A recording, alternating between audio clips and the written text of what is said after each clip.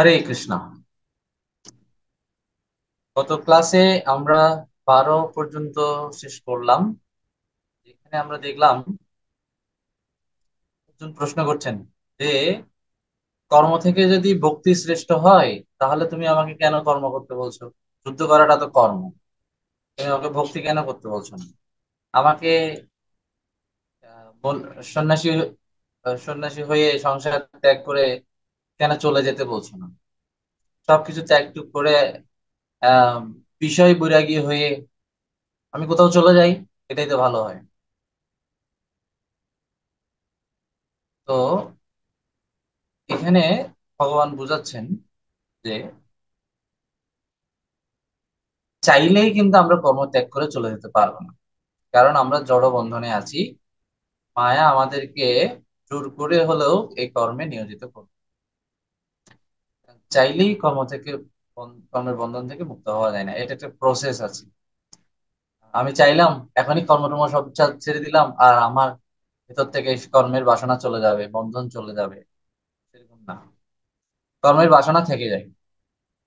ত্রিগুণ জাত কর্মের কিছু বাসনার কিছু বীজ জন্ম জন্ম ধরে আমাদের অন্তরে আছে, কর্মের বাসনা। ঠিক যেরকম আহ, কেউ একজন হয়তো কয়েকদিনের জন্য কাউকে হয়তো আমি জোর করে মাদক থেকে দূরে রাখতে পারি, কিন্তু তার ভেতর থেকে মাদক দ্রব্য সেবনের বাসনা চলে যাবে না, থাকবে। তো সাময়িকভাবে হয়তো আমরা কর্ম থেকে বিরতি নিতে পারি। এটা হচ্ছে আগুনে ছাই দিয়ে চাপা দেওয়ার মতো। কিন্তু কোনোভাবে যদি আগুনের একটু স্পর্শ পাই, তাহলে কিন্তু সে ছাইগুলো সহ আগুন আরো বেশি করে জ্বলবে, কারণ ছাই পড়লে আগুন তখন আরো শক্তি পাবে জ্বলার জন্য। তো কয়লা দিয়ে আগুন চাপা দেওয়ার মতো, কয়লা দিয়ে আগুন চাপা দিলে সাময়িক ভাবে আগুন চাপা থাকবে, কিন্তু আস্তে আস্তে আস্তে আস্তে আস্তে কিছুক্ষণ পর সেই কয়লাগুলো সহ লাল হয়ে বিশাল আগুন শুরু হবে। কথাটাকে বোঝা যাচ্ছে? তো আমরা জোর করে কিন্তু কর্ম ত্যাগ করতে পারবো না, কারণ আমরা জড় বন্ধনে আছি।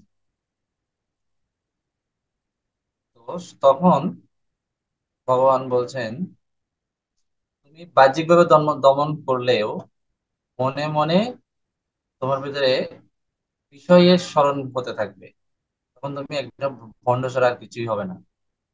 তুমি তো সন্ন্যাসী হবে না, উল্টো আরো ভণ্ড হবে। সাধু তো হতে পারবে না, ভণ্ড হবে। তো যারা এরকম আপাত বাহ্যিক ভাবে মানে লোক দেখানোর জন্য বৈরাগীর বেশ ধারণ করে, তারা আসলে সাধু নয়। সাধুত্ব বা বৈরাগ্য অন্তর থেকে আসবে, এবং সেটা একটা প্রসেস আছে। ধীরে ধীরে আগুনের উপর হঠাৎ করে আমি কিছু কয়লা ঢেলে দিলাম, তা আগুন নিভে গেল। মনে হতে পারে আগুন নিভে গেছে, কিন্তু আসলে আগুন নিভেনি।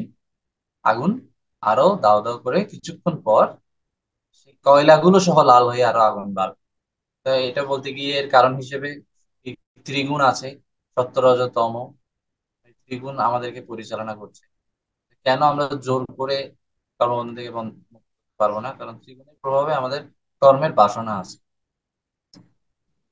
এই কারণে ত্রিগুণকে জয় করার মাধ্যম দিয়ে আমরা কর্ম থেকে বিরতি নিতে পারবো। এর জন্য উপায় হিসেবে বলছেন কিভাবে এই কর্মের বন্ধন থেকে, ত্রিগুণজাত কর্মের বন্ধন থেকে আমরা মুক্ত হব। বলা হচ্ছে যজ্ঞের জন্য যদি কেউ, মানে বিষ্ণুর জন্য, তো যজ্ঞের জন্য কেউ যদি যজ্ঞ করে, আমি কথাটা এভাবে বলেছিলাম, যজ্ঞ শব্দ মানেই হচ্ছে বিষ্ণু, আবার যজ্ঞ মানে হচ্ছে কর্ম, শাস্ত্রোক্ত কর্ম, এটাও যজ্ঞ। শাস্ত্র নির্দেশিত পন্থায় যে কর্ম, সেটাও যজ্ঞ। যে কোনো কর্ম কিন্তু আবার যোগ্য না। একটা একটা মানুষ আরেকটা মানুষকে খুন করে ফেলেছে, একটা সন্ত্রাসী, এটাও তো একটা কর্ম, এটা কি যোগ্য? এটা যোগ্য না। যোগ্য মানে কোনটা? যেটা বিষ্ণুর প্রীতির উদ্দেশ্যে করা হয়েছে, সেটা হচ্ছে যোগ্য। কোনো একটা দলীয় রাজনৈতিক নেতার প্রীতির উদ্দেশ্যে করা হয়েছে, সেটা যোগ্য না। হুম, কোন একটা অসৎ উদ্দেশ্যে, কারো অসৎ উদ্দেশ্যকে বাস্তবায়ন করার জন্য কিছু একটা করা হয়েছে, সেটা যোগ্য না। যোগ্য মানে হচ্ছে ভগবান বিষ্ণুর জন্য কর্ম করা, এটা হচ্ছে যোগ্য। আবার বিষ্ণুরও আরেক নাম যোগ্য। তাহলে বিষ্ণুর নাম যোগ্য, আর বিষ্ণুর উদ্দেশ্যে যে কর্মটা করা হচ্ছে সেটাও যোগ্য। এইভাবে যজ্ঞের দুটো মানে যায়। আর কেউ যদি সরাসরি ভগবানের জন্য করতে না চায়, দেব দেবতারা দেবতাদের উদ্দেশ্যেও যদি করে তাহলেও লস নেই। কারণ শাস্ত্রে সবকিছু তার সবকিছুর উদ্দেশ্যে কিন্তু কেন্দ্রে কিন্তু বিষ্ণুকে রাখা হয়নি। যেমন সূর্য পূজা, এটাও শাস্ত্রে আছে, সেখানে তো বিষ্ণুর কথা নেই। তারপরে এই ইন্দ্রের জন্য পূজা, দেবতাদের জন্য পূজা, বিভিন্ন পূজা বিধি, এগুলো এখানে বিষ্ণুর কথা নেই। তো কেউ যদি দেবতাদের উদ্দেশ্যেও কিছু করে, এই কর্মকাণ্ডগুলো সবগুলো যে একদম বিষ্ণুর জন্য করা হয় সেরকম না, বিভিন্ন দেবতাদের উদ্দেশ্যও করা হয়। তাহলে কি লাভ হয়? দেবতারা সন্তুষ্ট হন। সবচেয়ে বেশি সন্তুষ্ট হন কেউ যদি ভগবানের জন্য করে, তাহলে দেবতারা বেশি সন্তুষ্ট হন। দেবতারা তাদের নিজেদের পূজা করলে যতটা না খুশি হন, কেউ যদি বিষ্ণুর জন্য, ভগবানের জন্য যদি কর্ম করে, তাহলে দেবতারা আরো বেশি সন্তুষ্ট হয়। আর বিষ্ণুর জন্য কর্ম করার নামই হচ্ছে যজ্ঞ। তো এখানে বলা হচ্ছে, তোমরা যদি যজ্ঞ করো মানে কি বিষ্ণুর জন্য কর্ম করো, তাহলে দেবতারা সন্তুষ্ট হবে আর তোমাদেরকে বাঞ্ছিত বস্তু প্রদান করবে, তোমরা সমৃদ্ধ হবে। আমরা এই প্রকৃতির নিয়ন্তা নই। এই প্রকৃতির নিয়ন্ত্রণের বিভিন্ন অধিদপ্তরে দেবতারা বসে আছে। দেবতাদের কথাই এই প্রকৃতি চলে, আমার কথাই চলে না। আমার কথায় বাতাস বইবে না, আমার কথায় সূর্য উঠবে না, আমার কথায় চাঁদ উঠবে না। এদের জন্য বিভিন্ন নিয়ন্ত্রণকারী দেবতা আছে। তারা যদি আমাদেরকে কষ্ট দেওয়ার জন্য উঠে পড়ে লেগে যায়, আমার কোনো সাধ্য নেই আমি সুখে থাকবো। তো আমরা দেবতাদের উপর ডিপেন্ডেন্ট। দেবতারা যজ্ঞের ভাগের জন্য আমাদের উপর ডিপেন্ডেন্ট। এভাবে দেবতা দেবতাদেরকে সন্তুষ্ট করব আমরা, আর দেবতারা আমাদেরকে সন্তুষ্ট করবে, সমৃদ্ধ করবে। বুঝা গেছে? একজন আরেকজনের উপর ডিপেন্ডেন্ট। দেবতাদেরকে আমরা সন্তুষ্ট করব, আর দেবতারা আমাদেরকে সমৃদ্ধ করবে। এই কথাটা লিখে রাখো। যজ্ঞের মাধ্যমে আমরা দেবতাদেরকে সন্তুষ্ট করব, আর দেবতারা এর বিনিময়ে কি করবে? আমাদেরকে সমৃদ্ধ করবে। সন্তুষ্ট, সমৃদ্ধ। ভগবানের উদ্দেশ্যে কর্ম করলে, ভগবানের উদ্দেশ্যে আমরা যদি কিছু করি, তাহলে ভগবান তো সন্তুষ্ট হনই। এবং এর সাথে সাথে যেহেতু, কেন দেবতারা সন্তুষ্ট হয়? কারণ কারণ আমরা জেনেছি যে ভগবানের অঙ্গ প্রত্যঙ্গ হচ্ছে দেবতারা। দেবা নারায়ণ যা, দেবতারা হচ্ছে নারায়ণের অঙ্গজাত, নারায়ণের অঙ্গ, বিভিন্ন অঙ্গ দেবতারা। তো এবং এখানে ভগবানকে আমরা যথা তরুর মূলে নিচে নিষেচনেন নেন। ঠিক যেরকম তরুর মূল, গাছের মূলে জল প্রদান করার মাধ্যমে তার শাখা পত্র পল্লব সবখানে জল পৌঁছে যায়, উদরে খাবার প্রদানের মাধ্যমে বিভিন্ন অঙ্গ প্রত্যঙ্গ তুষ্ট হয়। একইভাবে যে ভগবানের জন্য যদি কেউ কর্ম করে, তাহলে ভগবান তো তুষ্ট হনই, পেট তো ভরেই, উল্টো হাতে শক্তি চলে আসে, পায়ে শক্তি চলে আসে, না? মাথা ঠিক না থাকলে মাথা ঠিক হয়ে যায়, মাথা ব্যথা শুরু হলে মাথা ঠিক হয়ে যায়। অনেক সময় পেটে খিদা থাকলে প্রেশার বেড়ে যায় অনেকে, অনেক সময় মাথা ঘুরে পড়ে যায়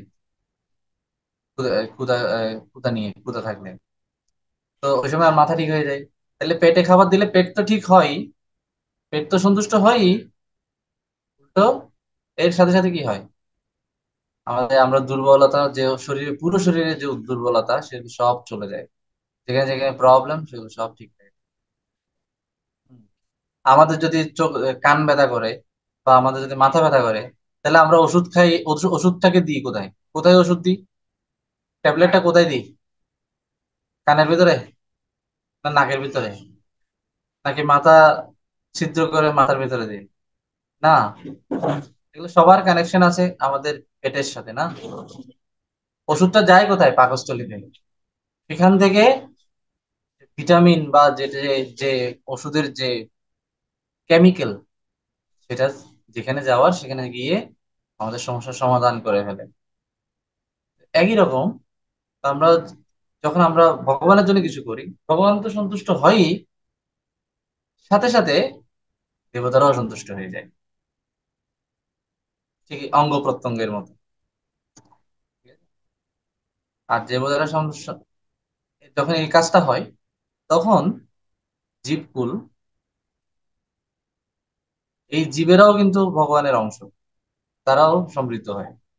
তারা তো সন্তুষ্ট হয়, জীবও সন্তুষ্ট হয়। দেবতারা সন্তুষ্ট হয় শুধু তা না, জীব নিজেও সন্তুষ্ট হয়, প্লাস আরো উন্নতি বিধান হয়,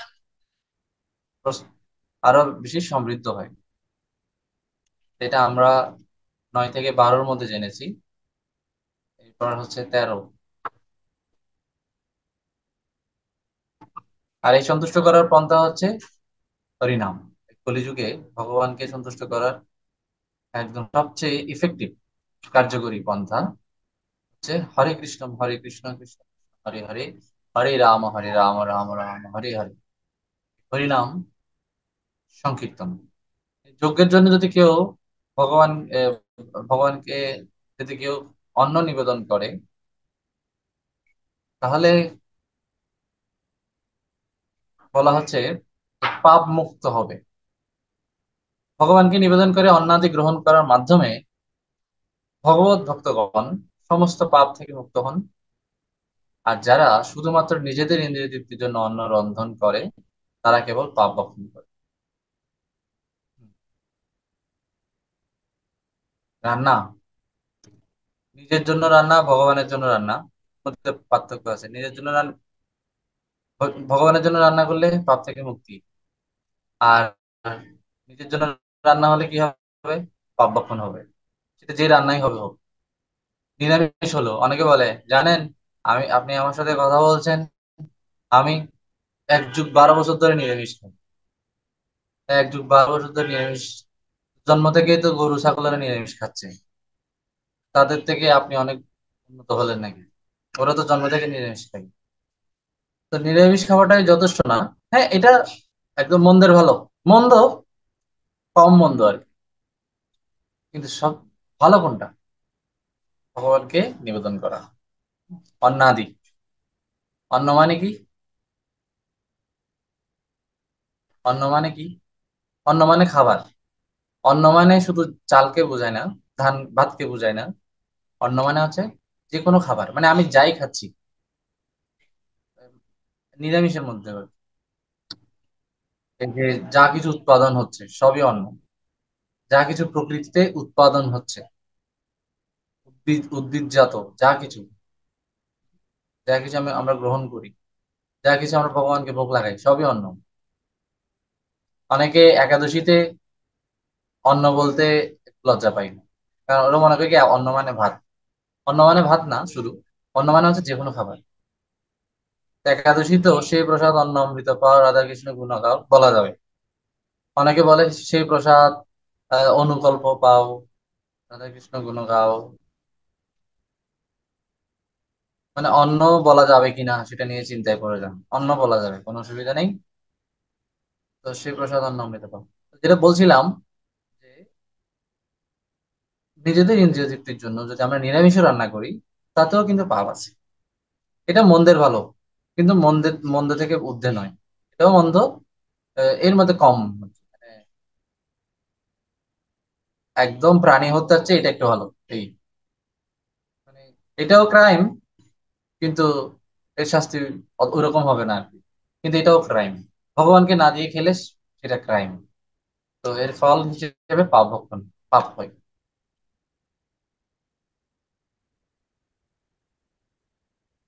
এই জন্য আমরা আমাদের যথাসম্ভব আমরা চেষ্টা করব যাই খাবো ভগবানকে অফার করার জন্য।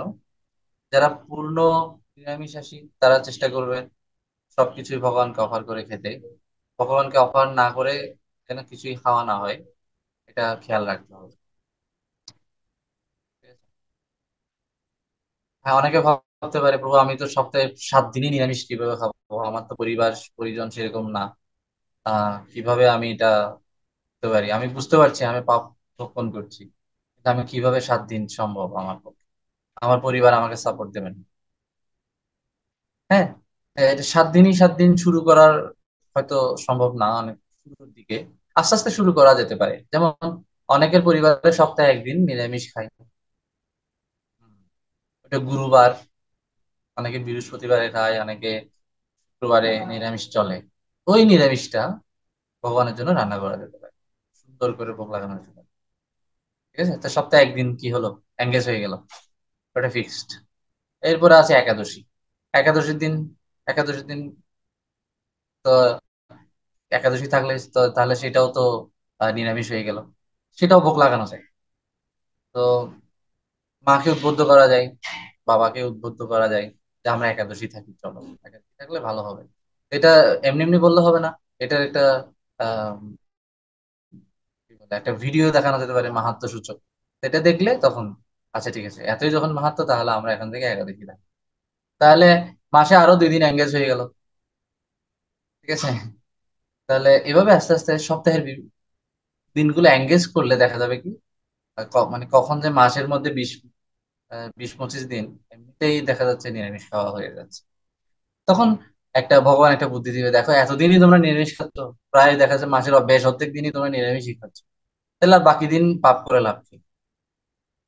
তখন এইরকম একটা বুদ্ধি পরমাত্মা দেবে। তো এখানে আমি শুরুতেই যদি বলে ফেলি আমরা আজীবন নিরামিষ খাবো, তো হার্ট ফেল করবে। হ্যাঁ, আজীবন কিভাবে নিরামিষ খাই, হার্ট ফেল করবে। কিন্তু এটা কিন্তু সম্ভব, এভাবে দিনগুলোকে এঙ্গেজ করার মাধ্যমে সম্ভব। গুরুবার একদিন চলে গেল, একাদশী আরো একদিন একদিন করে, মাসে আরো 2 দিন চলে গেল, একাদশী আগের দিন পরের দিন, এভাবে এঙ্গেজ করা যায়। আগের দিনও নিরামিষ পরের দিনও নিরামিষ, তাহলে কি হলো, 3 দিন হয়ে গেল। একাদশী আগের দিন পরের দিন, মাসে 6 দিন হয়ে গেল নিরামিষ। আর গুরুবার আরো 4 দিন, মাসের মধ্যে 10 দিন হয়ে গেল। ঠিক আছে, এভাবে জন্মাষ্টমী পড়তে পারে, তাহলে জন্মাষ্টমীর আগের দিন পরের দিন। এভাবে বিভিন্ন তিথিগুলোতে নিরামিষ চলবে, এবং যখনই নিরামিষ চলবে সেটাই ভগবানকে অফার করা হবে, নিবেদন করা হবে। তোমরা যারা নিবেদন করতে জানো না, নিবেদন করাটা শিখে নেবে। আমাকে বললে আমিও শিখিয়ে দেবো, অসুবিধা নেই। আশা করছি এখানে যারা আছে সবাই ভগবানকে নিবেদন করতে জানে।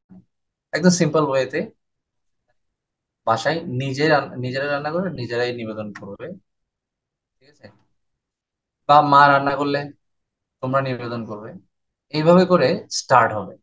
হ্যাঁ, এখানে অনেক ধরনের অশুদ্ধতা থাকবে, অনেক কিছুই এখানে ঠিক মতো নিয়ম মতো হবে না, কোনো অসুবিধা নেই। ভগবান এগুলো এগুলো আস্তে আস্তে ঠিক হবে, কিন্তু আমাদেরকে ভুল ভ্রান্তি অশুদ্ধতার মধ্যে দিয়ে স্টার্টটা করবে। এবং এটা একদম লার্জ স্কেলে না, এইভাবে বিভিন্ন ডে গুলোকে এঙ্গেজ করে করে করে করে দেখা যায় কি মাসে 10-12 দিন 15 দিন নিরামিষই চলে যায়। এভাবে যখন চলতে থাকবে কয়েক মাস, তখনই পরমাত্মা বুদ্ধি দেবে, দেখো তোমরা মাসে কিন্তু বেশ অর্ধেক দিনে নিরামিষই খাচ্ছ, তাহলে আর বাকিটা কি? বাকিটা কোনো অসুবিধা নেই, পরমাত্মা এবার একটা বুদ্ধি দেবে। 14 থেকে 16, 14 থেকে 16-তে যে আমরা যে খাবারটা খাচ্ছি তার জন্য কিন্তু আমরা নির্ভরশীল ভগবানের উপরে। ভগবান ছাড়া খাবারটাও আসবে না। এরকম আমাদের শরীর গঠিত হয় খাবার থেকে, অন্ন থেকে। আমি আগেই বলেছি অন্ন মানে শুধু ভাত না, খাবার, যে কোনো খাবার,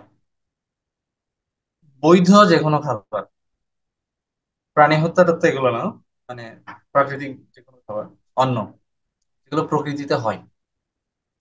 এই অন্ন, আমাদের শরীর গঠিত হয় অন্ন থেকে।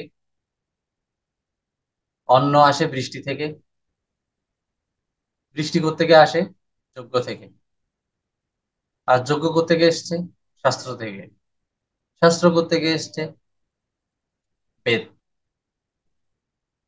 শাস্ত্রকর্ম, এগুলো করতে গিয়ে এসছে বেদ।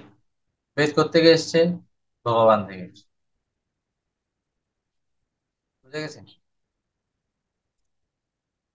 তো এখানে আমরা দেখতে পাচ্ছি, তাহলে আমার আমার যে বেঁচে থাকা, এটা নির্ভর করছে ভগবানের উপর। তো আমরা পুরো চার্টটা একবার একটা ফ্লো চার্ট আকারে যদি লিখে ফেলি তাহলে কেমন হবে? তো আমরা একটু আগে দেখলাম যে অর্জুন চেয়েছিলেন তিনি কর্ম করবেন না, তিনি ভক্তি করবেন। ভগবান বলছে তুমি যদি এই অবস্থায় কর্ম ছেড়ে দিয়ে বৈরাগীর মতো হও, তাহলে তো এটা ভণ্ডামি ছাড়া আর কিছুই হবে না। কেন? কারণ তোমার ভেতর থেকে সেই বৈরাগ্যটা আসেনি। বাইরে, শুধু বাইরে বৈরাগীর বেশ ধারণ করবে, ভেতরে ভেতরে কিন্তু বিষয় চিন্তা করবে, ওই ভণ্ড ছাড়া আর কিছুই হবে না। কিন্তু সত্যিকার অর্থে এরকম কিছু ব্যক্তি আছে যারা ভেতরে বৈরাগী হয়েছে, তাদের কথাই এইখানে বলা হচ্ছে, যে ভগবত ভাবনাময় ভক্তের স্তর। হ্যাঁ, যিনি সম্পূর্ণ ভগবত ভাবনায় হয়ে আত্মতৃপ্ত হয়েছেন, একদম নিজে থেকেই, তার আর আর কোনো কিছুর প্রতি মোহ মায়া নেই, আত্মতৃপ্ত হয়েছেন। তাকে, তার ক্ষেত্রে এই এই যে কর্তব্য অকর্তব্যের বাধ্যবাধকতা, কর্তব্য অকর্তব্য মানে কি? এই যে কর্ম, বেদ থেকে যে কর্মটা সৃষ্টি হয়, বেদোক্ত কর্ম, সেই কর্ম বেদের একটা ধরনের আচার অনুষ্ঠান, এটাকে বলা হয় কর্ম। এই কর্মের বাধ্যবাধকতা তার নেই, কিন্তু আমাদের আছে। কেন? কারণ আমাদেরকে তাকে অন্য কোনো প্রাণীর উপর নির্ভর করতে হয় না। কাকে? ওই ভগবত ভক্তের, কিন্তু আমাদেরকে নির্ভর করতে হয়। আমরা পারবো না। হুম, কারণ আমরা সেরকম বৈরাগ্যের এক স্তরে এখনো যাইনি। তো শুধু শুধু অভিনয় করে লাভ নেই। এরকম ধর্মানুষ্ঠানের মাধ্যম দিয়ে কেউ যদি ভগবানের জন্য এই শাস্ত্রীয় ধর্মানুষ্ঠানগুলো করে, শাস্ত্রীয় কর্তব্য কর্মগুলো করে, তাহলে তার ভেতরে বৈরাগ্যের উৎপাদন ঘটবে, এবং সে ধীরে ধীরে কমপ্লিট ভগবত ভাবনাময় ভক্তের স্তরে পৌঁছে যেতে পারবে। সেই ক্ষেত্রে তাকে তা অন্য কোনো প্রাণীর উপর নির্ভর করতে হবে না। কিন্তু আমরা তো সামাজিক জীব, আমাদেরকে অনেক কিছুই করতে হবে, বিভিন্ন ধরনের ধর্ম অনুষ্ঠান করতে হবে, শাস্ত্রের বিভিন্ন ধরনের পূজা পার্বণ এগুলো করতে হবে। এগুলো করতে করতে হলে, করতে হবে কেন? কারণ আমরা এক অন্য প্রাণীর, অন্যান্যদের উপরে নির্ভরশীল। সামাজিকতা রক্ষা না করলে আমরা দেখা যাচ্ছে, আমরা কিভাবে অন্য প্রাণীর উপর নির্ভরশীল? যেমন কারো যদি রক্ত লাগে, অমিতের রক্ত লাগলে আকাশের কাছে যাবে, আকাশের রক্ত লাগলে অমিতের কাছ থেকে যাবে। টাকা লাগলে আকাশ আমাকে 50টা টাকা দেয়, তাদের তো আমি মন্দিরে যাব, তোকে আমি পরে দিয়ে দিব। আবার আকাশের কখনো স্কুলের ফি দিতে কম হয়ে গেলে 100-200 টাকা এটা অমিত থেকে নেবে। ঠিক আছে? দেখা যাচ্ছে কি কলেজে, মানে বিভিন্ন ভাবে তার টাকা লাগলে একজন একজন থেকে নিচ্ছে। এটা একটা এক্সাম্পল দিলাম। তা আমরা দেখা যাচ্ছে আইনের জন্য পুলিশের উপর নির্ভরশীল, চিকিৎসার জন্য ডাক্তারদের উপর নির্ভরশীল, তারপরে বিভিন্ন ভাবে টাকার জন্য ব্যাংকের উপর নির্ভরশীল, লোন নেওয়ার জন্য। সামাজিক জীব, আমাদেরকে বিভিন্ন ধরনের কর্ম অনুষ্ঠান করতে হয়। কিন্তু যিনি সম্পূর্ণ বৈরাগ্য অবলম্বন করেছেন, সম্পূর্ণরূপে কৃষ্ণ ভাবনাময়, তিনি কেবল ভগবানের উপর নির্ভর করে থাকেন, তাকে আর কোনো উপর সে কারণে তার এই এত আচার অনুষ্ঠানের, মানে এই যে সোশ্যাল যে অ্যাক্টিভিটিস, এগুলোর কোনো প্রয়োজন নেই, তার কিছু প্রয়োজন হয় না। ঠিক আছে? কারণ তাকে অন্য প্রাণীর উপর নির্ভর করতে হয় না।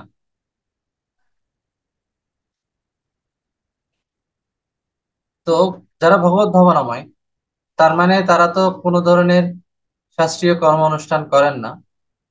সাধারণ মানুষদের কাছে হচ্ছে কর্মই ধর্ম। এই কর্মই ধর্মের কথাটা কিন্তু এক সেন্সে ঠিক আছে।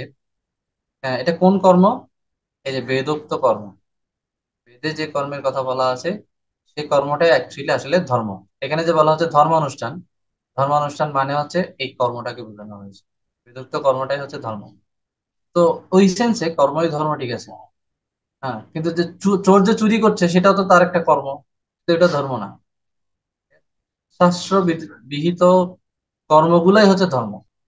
তো ধর্ম বলতে আমরা যেটা বুঝি যে শাস্ত্রোক্ত কর্মগুলাই হচ্ছে ধর্ম। তো এবং কেউ যদি অবিশুদ্ধ অবস্থায় ভগবানের জন্য এই শাস্ত্রোক্ত কর্মগুলো অনুষ্ঠান করে, সে আস্তে আস্তে বিশুদ্ধতা লাভ করবে, এবং তখন তার এটা আর দরকার হবে না। ঠিক যেরকম সাবানের মতো, সাবান ততক্ষণই হাতে তার দরকার যতক্ষণ হাতে ময়লা আছে। ময়লা চলে গেছে, সাবানেরও আর দরকার নেই। সাবান কি জন্য দরকার হয়েছে? হাতে ময়লা লেগেছে, সেই ময়লাটা দূর করার জন্য সাবান লেগেছে। বুঝা গেছে? তো হাতে ময়লা এবং সাবান সহ আমরা পানিতে ধুয়ে ফেলি, একেবারে শেষ। হাত পরিষ্কার হলে তখন আর সাবানেরও আর দরকার নেই। ঠিক একই রকম শ্বাসরোক্ত কর্মগুলো কেন লাগছে?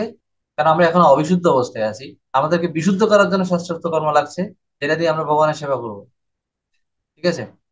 তো তখন এই শাস্ত্রোক্ত বিভিন্ন বৈদিক যাগযজ্ঞ আচার অনুষ্ঠানের প্রয়োজন পড়ে। কিন্তু কেউ যখন পূর্ণ ভগবত ভাবনাময় বিশুদ্ধ স্তরে চলে গেছে, তার ক্ষেত্রে শাস্ত্রের ধর্ম অনুষ্ঠান করার বাধ্যবাধকতা নেই। সে চাইলে সে তা করতে পারে, না করলেও তার কোনো অসুবিধা নেই। ঠিক যেরকম আমরা হাতে ময়লা থাকলেও সাবান ইউজ করতে পারি, আবার ময়লা না থাকলেও সাবান ইউজ করতে পারি, কোনো অসুবিধা নেই। এটা ধুয়ে ফেলবো, ঠিক আছে। ময়লা না থাকলেও সাবান ইউজ করা যায়, কোনো অসুবিধা নেই। কিন্তু কিন্তু দরকার নেই, দরকার হয় না। তখন সে চাইলে শাস্ত্র বিহিত যাগযজ্ঞ পূজা পার্বণ সে সেগুলো করলে করতে পারে, না করলেও কোনো অসুবিধা নেই। কারণ সে পূর্ণ ভগবত ভাবনাময় হয়ে গেছে, যেটা উদ্দেশ্য ছিল। শাস্ত্রোক্ত ধর্মানুষ্ঠানের উদ্দেশ্য হচ্ছে ভক্তকে পূর্ণ ভগবত ভাবনাময় করে তোলা। তো বিষ্ণুর উদ্দেশ্যে যখন কেউ শাস্ত্রোক্ত কর্মগুলোকে করবে, তখন সে পবিত্র হতে থাকবে, এবং একদম সম্পূর্ণ পবিত্র হলে তখন সে সেগুলো বর্জন করতে পারবে। এর আগে সে বর্জন করতে পারবে না। যেটা চেয়েছিল অর্জুন। তো এখনই আমি এগুলো সব বাদ দিয়ে দেবো, আমার যুদ্ধ টুদ্ধ সব বাদ, আমি বৈরাগী হয়ে যাবো। তো এটা প্রাইমারি স্টেজে না, এটা একদম বিশুদ্ধ স্তরে গেলে তারপরে এই কাজটা করা যাবে। এখানে সে কথাটাই বলা হচ্ছে যে, যে মানুষগুলো পূর্ণ ভগবত ভাবনাময়, তারা এই ধর্ম অনুষ্ঠান পরিত্যাগ করতে পারে। কারণ তাদেরকে কারোর উপর আর নির্ভর করতে হয় না, সে কেবল ভগবানের উপর নির্ভর করে। কি করে সে? সে কিন্তু অলস না। সে কিন্তু অলস না। এখানে লাস্ট প্যারাতে বলা হচ্ছে, কৃষ্ণ ভক্ত আত্মজ্ঞানের নামে অলস কর্মবিমুখ জীবনযাপন করেন না। অর্থ অর্থ হচ্ছে কৃষ্ণ সেবা। ভক্ত এক মুহূর্ত সময় অপচয় না করে অনুক্ষণ ভগবত সেবায় নিয়োজিত থাকেন। টাইমটাকে তিনি ব্যবহার করেন জ্ঞান অর্জনে, ভগবত সেবায় বিভিন্ন ভাবে, কৃষ্ণ রিলেটেড।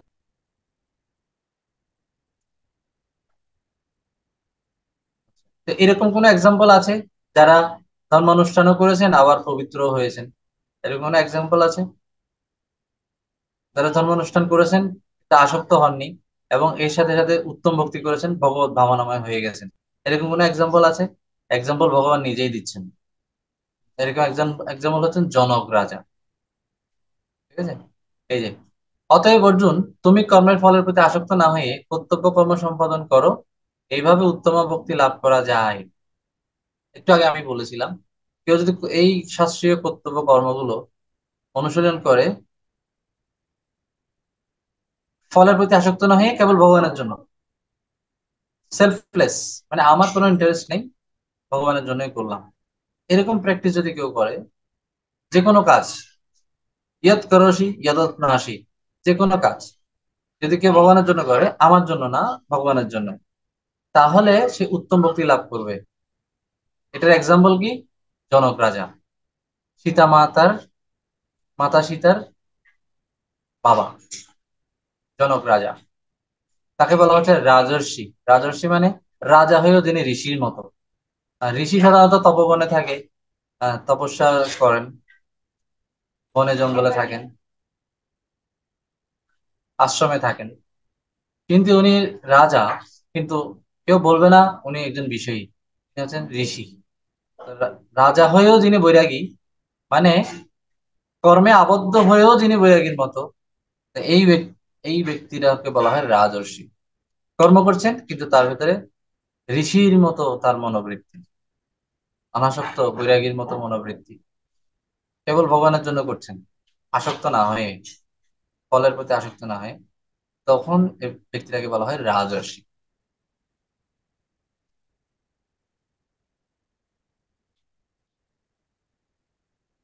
তো এরকম যারা সমাজের গণ্যমান্য ব্যক্তি আছেন, বলা হচ্ছে জনসাধারণকে শিক্ষা দানের জন্য তোমার কর্ম করা উচিত, কারণ শ্রেষ্ঠ ব্যক্তিগণ যেভাবে আচরণ করেন সাধারণ মানুষ সর্বদাই তা অনুসরণ করে। আমরা একটু আগে পড়েছিলাম যে যারা পূর্ণ ভগবত ভাবনাময় তারা ধর্মানুষ্ঠানগুলো চাইলে করতেও পারে, না করলেও কোনো অসুবিধা নেই, কিন্তু তারপরও তারা করবে। শাস্ত্রের যে যে যে ধরনের যে ধরনের পূজা পার্বণ বিধি সিস্টেম আছে, তারপরে তারা সেগুলো করবে। কেন করবে? ভগবত উদ্দেশ্যে বিভিন্ন ধরনের যাগ যজ্ঞ এগুলো করবে। কেন করবে? মানুষকে শিক্ষা দেওয়ার জন্য, নাহলে মানুষ এগুলো পরিত্যাগ করবে।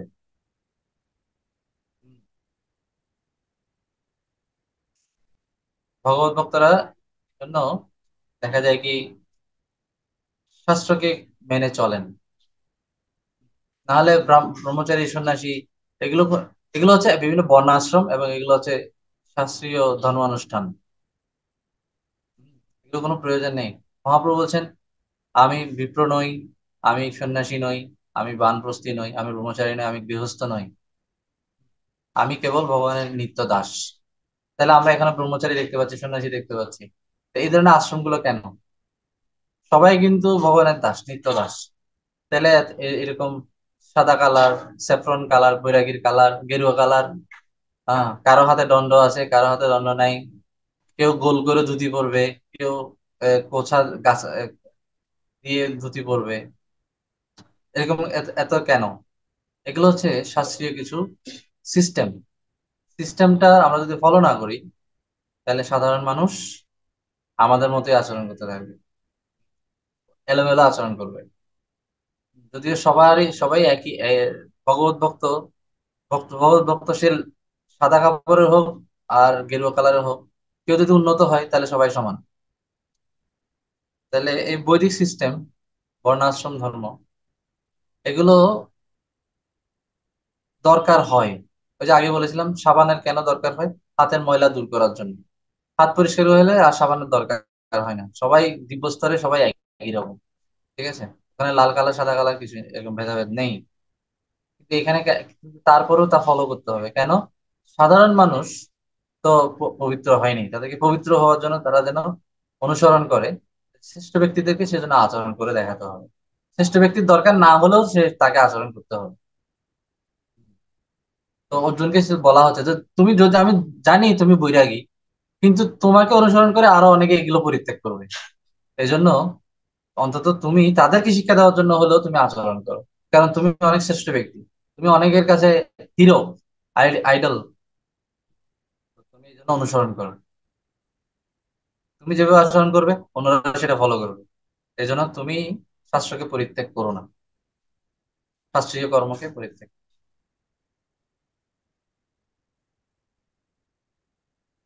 তো এখানে প্রভুপাদ বলছেন যে সমাজ সমাজের শ্রেষ্ঠ ব্যক্তি কারা কারা। শ্রেষ্ঠ ব্যক্তি কে? একজন পরিবারের শ্রেষ্ঠ ব্যক্তি পিতা, একটা শিক্ষাঙ্গনের শ্রেষ্ঠ ব্যক্তি হচ্ছেন শিক্ষক, একটা সমাজের বা রাষ্ট্রের রাজা বা প্রধানমন্ত্রী বা রাষ্ট্রপতি, তারা হচ্ছেন জনগণের পথ প্রদর্শক, শ্রেষ্ঠ ব্যক্তি। বিভিন্ন ধরনের সেলিব্রিটিস গুলো, বুদ্ধিজীবী মহল, যাদেরকে অনেক মানুষ ফলো করে,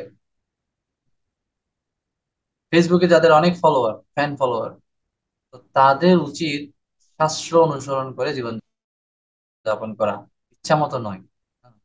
দেখা যাচ্ছে কি এদিকে দেশপ্রেমের গান গাইছে, আবার ওদিকে দেখা যাচ্ছে কি এই, মদের আড্ডাখানায় বসছে, বন্ধু বান্ধব মিলে মদও খাচ্ছে, তাহলে তার ক্যারেক্টার ঠিক নেই।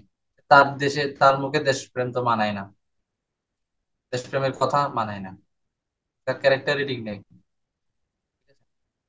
তো কেউ যখন শাস্ত্রকে অনুসরণ করবে তাহলে ক্যারেক্টার ঠিক হবে প্রথম,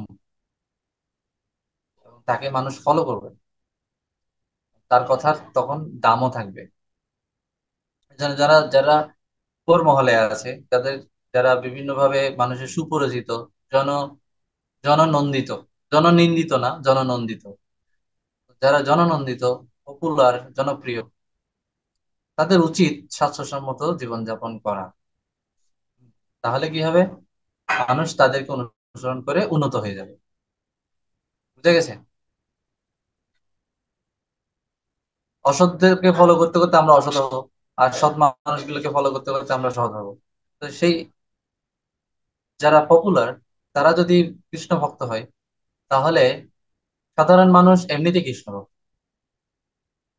ওই জন্য সাধারণ মানুষের কাছে ভগবান এটা একটা মেসেজ দিচ্ছেন যে আপনারা শাস্ত্রকে অনুসরণ করুন এবং সেই অনুসারে জীবনযাপন করুন, তাহলে আপনারা অনেক মানুষের উপকার করতে পারবেন। উপকার করার জন্য দাঁড়ে দাঁড়ে যেতে হবে না, আপনার ক্যারেক্টারই অনেক মানুষের উপকারের জন্য যথেষ্ট হবে। শ্রী চৈতন্য মহাপ্রভু বলেছেন, যারা শিক্ষক তারা যেন নিজে শুদ্ধ আদর্শ জীবনযাপন করার অভ্যাস করার পর নিজেদের জীবন আদর্শের মাধ্যমে অপরকে শিক্ষা দেন। এর জন্য অবশ্যই শাস্ত্র নির্দেশ মেনে চলতে হয়। খেয়াল খুশি মতো আচার আচরণ করে এবং মন গড়া কথা বলে কেউ আদর্শ শিখতে পারে না। বাইরে থেকে যতই আকর্ষণীয় মনে হোক, এরকম মানুষ আসলে ধীরে ধীরে জনসাধারণকে জীবনের প্রকৃত উদ্দেশ্য থেকে ভ্রষ্ট করে তাদের বিপথগামী করে। তাই জনসাধারণের পরিচালকদের অবশ্যই ভগবানের সেবক হতে হবে এবং আদর্শ শাসন ও আচরণের মাধ্যমে অপরকে উদ্বুদ্ধ করে সকলকে জীবনের প্রকৃত উদ্দেশ্য সাধনের জন্য নিয়োজিত করতে হবে। তো এই যে ভগবান তো বলছেন সাধারণ মানুষ, যারা সেলিব্রিটিস আছে, হ্যাঁ, ভিআইপি যারা আছে সমাজের, তারা শ্রেষ্ঠ ব্যক্তিরা, তারা যেন শাস্ত্রকে অনুসরণ করেন। ভগবান বলছেন যে আমিও শাস্ত্রকে অনুসরণ করি, ইভেন আমি যদি আমি ভগবান, আমি আমার কোনো শাস্ত্রের কোনো শাস্ত্রকে পালন করার কোনো বাধ্যবাধকতা নেই। এমনকি আমি পর্যন্ত শাস্ত্রকে এড়িয়ে যাই না। এখানে 22 থেকে 24 এটাকে বলা হচ্ছে। এই পার্থ, ত্রিজগতে যদিও আমার পাওয়ার কিছু নেই, হারাবারও কিছু নেই, তবুও আমি কর্মে নিরত আছি। কারণ আমি যদি কর্ম না করি, তাহলে সমস্ত লোক আমার অনুকরণ করে কর্ম ত্যাগ করবে। কর্ম ত্যাগ মানে হচ্ছে শাস্ত্র ত্যাগ, এক এক কথায় শেষ। কারণ কর্ম থেকে এসেছে, আমরা এই লিস্ট আগে থেকে জেনেছি। কর্ম মানে কি? কর্ম থেকে এসেছে বেদ শাস্ত্র থেকে। শাস্ত্র থেকে, বেদ বা শাস্ত্র, আমরা দেখলাম। তো বেদ বা শাস্ত্র থেকে কর্ম এসেছে। তো কেউ যদি কর্ম ত্যাগ করে, তাহলে সোজা কথায় সে শাস্ত্র ত্যাগ করবে, শাস্ত্রকে বাদ দিয়ে দেবে। তো আমি কর্ম না করলে কি হবে? বর্ণ সংকর আদি সামাজিক বিশৃঙ্খলার সৃষ্টি হবে। অর্জুন বলেছিল কর্ম করলে, মানে এই যুদ্ধটা করলে বর্ণ সংকর হবে। ভগবান বলছেন এই যুদ্ধটা না করলে বর্ণ সংকর হবে। তার লজিক খণ্ডন করছেন, কিভাবে বর্ণ সংকর হবে? যে আমাকে অনুসরণ করে সবাই শাস্ত্র ত্যাগ করবে, তখন আরো বিশৃঙ্খলা আরো বেশি হবে। অর্জুন বলেছিল যে আমি যদি যুদ্ধ করি, তাহলে অনেক সিনিয়র মানুষ মারা যাবে, সমাজের প্রবীণ ব্যক্তিরা মারা যাবে। মারা গেলে বর্ণসংকর হবে, নারীরা ব্যভিচারী হবে, তাদের কোনো আর অভিভাবক থাকবে না, যা ইচ্ছা তাই করবে, বর্ণসংকর হবে। মানে যুদ্ধ করলে এটা হবে। ভগবান বলছে যে তুমি যদি যুদ্ধ না করো, কর্ম ত্যাগ করো, তোমার নিজস্ব স্বধর্ম যদি স্বকর্ম যদি ত্যাগ করো, তাহলে মানুষ শাস্ত্রকে ত্যাগ করবে। আর শাস্ত্র ত্যাগ করলে কি হবে? উশৃঙ্খলা হবে, বিশৃঙ্খলা দেখা যাবে।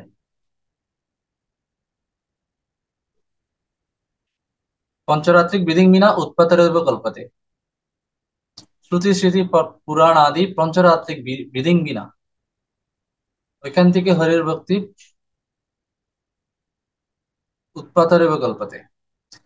শ্রুতি স্মৃতি শাস্ত্র পঞ্চরাত্র বিধি বিধি বিধান ছাড়া কেউ যদি হরি ভক্তিও করে, তাহলে সেটা বিশৃঙ্খলা ছাড়া আর কিছুই হবে না, উৎপাত, সমাজে উৎপাদের সৃষ্টি করবে। তো বর্ণসংকর তো তখনই হবে যখন তুমি শাস্ত্র ত্যাগ করে ভক্তি করতে যাবে। তো তুমি এখন সেটা করো না, তোমাকেই অনেকে অনুকরণ করবে। ইভেন আমি ভগবান, আমি পর্যন্ত শাস্ত্র মেনে চলি। আমার শাস্ত্র মানার কোনো প্রয়োজন পড়ে না, আমি যা ইচ্ছা তা করতে পারি। কিন্তু আমি তারপরেও সিস্টেম মেনে চলি। আমি যদি সিস্টেমের অধীন নই, সিস্টেম আমার অধীন, কিন্তু আমি সিস্টেমকে ফলো করি। ঠিক যেরকম একটা রাষ্ট্রপতি, সে কিন্তু আইনের অধীন নয়। হাইকোর্ট যদি কাউকে মৃত্যুদণ্ড দিয়েও দেয়, রাষ্ট্রপতির কাছে ক্ষমা চাইলে সে ক্ষমা করে দিলে কিন্তু তাকে ছেড়ে দিতে হবে। তাহলে কার ক্ষমতা বেশি, হাইকোর্টের না রাষ্ট্রপতির? কার ক্ষমতা বেশি? কার ক্ষমতা বেশি? রাষ্ট্রপতির রাষ্ট্রপতি। ক্ষমতা বেশি। হ্যাঁ। কেউ যদি একটা মার্ডার করে, সুপ্রিম কোর্ট যদি তাকে মৃত্যুদণ্ড দিয়ে দেয়, রাষ্ট্রপতির কাছে ক্ষমা চাইলে ক্ষমা পেয়ে যাবে। যদি ক্ষমা পেয়ে যায় রাষ্ট্রপতি যদি ক্ষমা করে দেয়, তাই সুপ্রিম কোর্টের যে মৃত্যুদণ্ড সেটা সাথে সাথে অবৈধ হয়ে যাবে। এটা আর কার্যকরী হবে না, তাকে ছেড়ে দিতে হবে। তাহলে রাষ্ট্রপতির ক্ষমতা বেশি সুপ্রিম কোর্টের চেয়েও। কিন্তু রাষ্ট্রপতি কখনো সুপ্রিম আইনের বিরুদ্ধে, সুপ্রিম কোর্ট মানে তো আইন না, তা আইনের চেয়ে রাষ্ট্রপতির ক্ষমতা বেশি। সে চাইলে একটা কোনো একটা ফাঁসির আসামিকে ছেড়ে দিতে পারে রাষ্ট্রপতি, কিন্তু সে কখনো আইনকে অমান্য করে চলবে না। যদিও সে আইনের ঊর্ধ্বে আছে, হ্যাঁ, ক্ষমা করে দিলে সে কোনো আসামিকে বাঁচিয়ে দিতে পারে, কিন্তু তারপরেও সে আইনকে শ্রদ্ধা করবে, যাকে তাকে ক্ষমা করে দেবে না।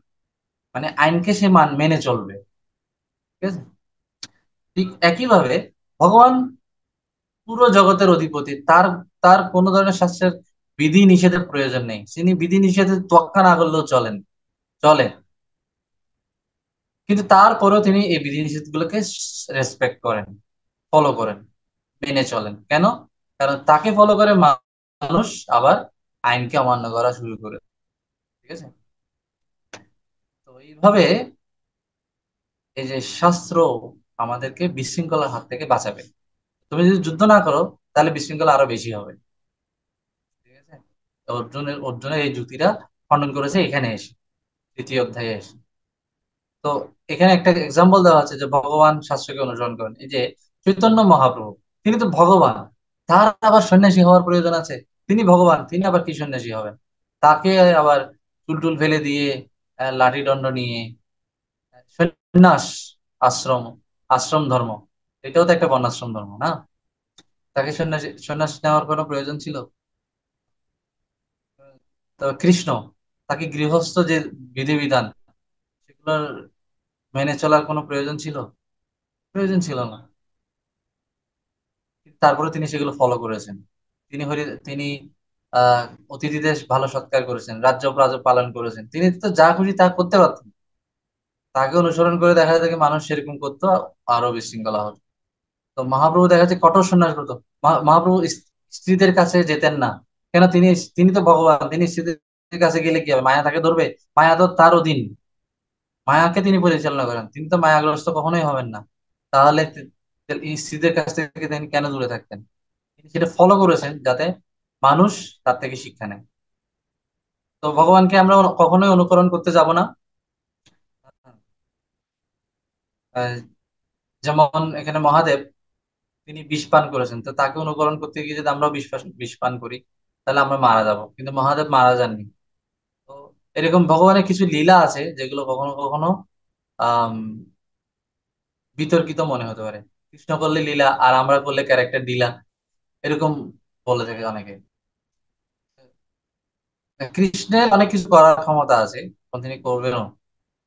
কিছু কিছু ক্ষেত্রে তার লীলার রস আস্বাদনকে একদম চরম মাত্রায়, পূর্ণ মাত্রায় নিয়ে যাওয়ার জন্য ভগবান বিভিন্ন ধরনের লীলা করেন, এবং সেগুলো শুদ্ধ ভক্তদেরকে আনন্দ প্রদান করে।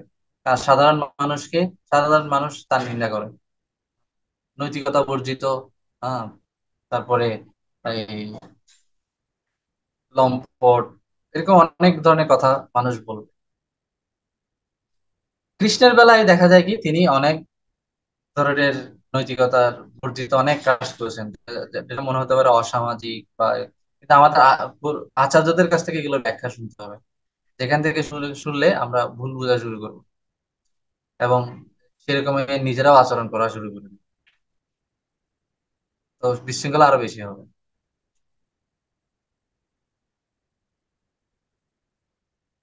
তো বৃন্দাবন লীলা, এটা হচ্ছে সমস্ত একদম এক্সেপশনাল লীলা। কিন্তু ভগবানের অন্যান্য যত লীলা আছে, যেমন দ্বারকা লীলা, এই রামলীলা, এগুলোতে কখনো আমরা নৈতিকতাকে সবসময় আমরা দেখেছি তিনি প্রাধান্য দিয়েছেন, শাস্ত্রকে সবসময় প্রাধান্য দিয়েছেন। বৃন্দাবন লীলার ক্ষেত্রে ভগবান, তিনি একদম পূর্ণ, কারণ তিনি পূর্ণ পুরুষোত্তম ভগবান। তিনি যে পূর্ণ পুরুষোত্তম ভগবান এবং সব করতে পারেন, সেটা তিনি দেখিয়েছেন।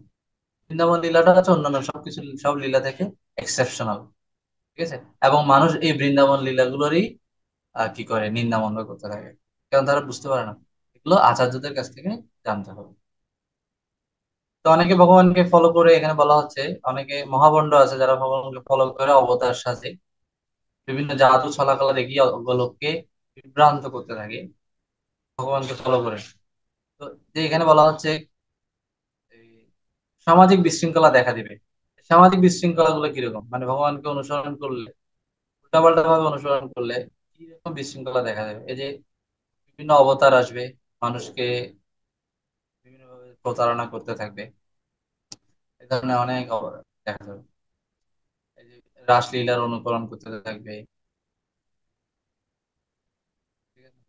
তো কেউ যদি অনুকরণ করে যদি ভগবান শাস্তে চায়, তাকে গিয়ে বলতে হবে, আচ্ছা আপনি তো ভগবান রাসলীলা করছেন, আপনি একটু গোবর্ধন লীলা করেন তো, আমি আপনাকে একটা ইট ইট ইট এনে দিচ্ছি, এটা আপনি 7 ঘন্টা না, আপনি 7 মিনিট উপরে ধরে রাখতে পারেন কিনা দেখেন। একটা ইট এইভাবে করে ধরে রাখবেন, একটা ইট এইভাবে আপনি আঙ্গুলের উপর তো রাখতে পারবেনই না, আচ্ছা ঠিক আছে হাতের উপর রাখেন, 7 মিনিট ধরে রাখেন। 7 দিন তো দূরের কথা, 7 মিনিটও পারবে না, ঠিক আছে?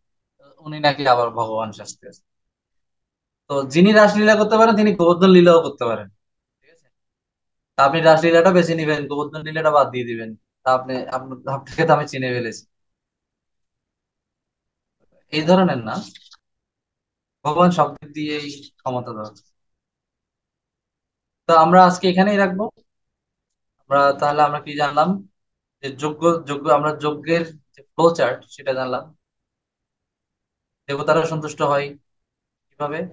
ভগবান থেকে শাস্ত্র আছে, শাস্ত্র থেকে সিরিয়ালি যজ্ঞ এসছে, এবং যজ্ঞের মাধ্যমে দেবতারা সন্তুষ্ট হলে তারা বৃষ্টি সহ আর বিভিন্ন ধরনের সমৃদ্ধি আমাদেরকে দিতে থাকবে। বৃষ্টিও কিন্তু একটা বরকত, মানে এটা মুসলিমরা বলে থাকে এটা একটা আহ, বরকতের বৃষ্টি। মানে ওরা এটা বৃষ্টিটাকে একটা বরকতের চিহ্ন হিসেবে দেখে, মানে ভগবানের আশীর্বাদ বা আল্লাহর মেহেরবানি সেটা ধরে নেয়, বরকতের মেহেরবানি, এরকম আর কি। আল্লাহর মেহেরবানি হিসেবে ধরে নেয়। বৃষ্টি, আল্লাহ মেঘ দে পানি দে ছায়া দে রে তুই, এবার ওরা গানও গায়। তো মেঘ দে বৃষ্টি, তো বৃষ্টিটা যদি এমনি এমনি আসবে না, এটা আল্লাহ মানে ভগবান থেকে আসবে। তো ভগবান থেকে বৃষ্টি আসে, সেটা থেকে আমাদের সমৃদ্ধি আসে, খাবারের সমৃদ্ধি। এটা একটা এক্সাম্পল, শুধু বৃষ্টি না, আরো অনেক কিছু, যে কোনো ধরনের সমৃদ্ধি থেকে মানে কমপ্লিট আসে ভগবান থেকে। এবং এই সমৃদ্ধি আসে আমরা যদি শাস্ত্রকে অনুসরণ করি, এবং সমাজের শ্রেষ্ঠ ব্যক্তিরা শাস্ত্রকে অনুসরণ করে, যদিও তাদের দরকার হয় না হলেও যারা ভগবান শুদ্ধ ভক্ত তারাও শাস্ত্রকে মেনে চলেন। কারণ তারা যদি না মানেন, তাদেরকে অনুসরণ করে আবার অনেকে মানবেন না। শ্রী চৈতন্য মহাপ্রভুকে আমরা দেখলাম, তিনি কঠোরভাবে সন্ন্যাস জীবন পালন করেছেন। সন্ন্যাসীদের কোনো নারীর সাথে মেলামেশা করা বিধিবিধান নেই, তিনি কঠোরভাবে সেটা করেছেন, এবং সন্ন্যাস নিয়েছেন এরপর থেকে কঠোরভাবে জীবনযাপন করেছেন। এটা একটা আদর্শ স্থাপন করে গেছেন। তো এখানে বলা হচ্ছে সমাজ শ্রেষ্ঠ ব্যক্তি যারা, যেমন ঘরের শ্রেষ্ঠ ব্যক্তি হচ্ছে পিতা, সমাজে শিক্ষক, নেতা, রাষ্ট্রের জন্য রাজা বা রাষ্ট্রপতি বা প্রধানমন্ত্রী, তারা যদি শাস্ত্রীয় জীবনযাপন করে, ক্যারেক্টার ক্যারেক্টারফুল যদি, তাদের যদি বাক সত্য থাকে, তাদের চরিত্রে যদি সততা থাকে, দুর্নীতি না থাকে, তাহলে কিন্তু মানুষ তাদেরকে অনুসরণ করে স্বাভাবিকভাবেই সৎ নাগরিকে পরিণত হবে। কেন সমাজে এত অসৎ নাগরিক? কারণ আমাদের নেতারা হচ্ছে অসৎ, এই কারণে বেশিরভাগ নেতারাই অসৎ, যার কারণে দুর্নীতি সবখানে, আম, অসততা, ঠিক আছে, মিথ্যার প্রশ্রয়, অনিয়ম, অবিচার। এভাবে দেখা যায় কি আমরা বিভিন্ন নেতাদের, অসৎ নেতাদের তারা প্রভাবিত হয়ে নিজেরা অসৎ হয়ে যায়। তো চৈতন্য মহাপ্রভু বলছেন যে তারা যেন নিজের শুদ্ধ জীবন আদর্শ জীবন যাপন করে অভ্যাস করেন, এবং অপরকে তার মাধ্যমে শিক্ষা দেন। এটা জানলাম। এবং ভগবানও যে আদর্শ প্রতিষ্ঠা করেন এটা জানলাম। ভগবানের সমস্ত লীলার মধ্যে বৃন্দাবন লীলাটা হচ্ছে এক্সেপশনাল। সেটা বাদ দিয়ে বাকি সব কিছুতে আমরা দেখি তিনি এক একটা আদর্শ স্থাপন করেছেন।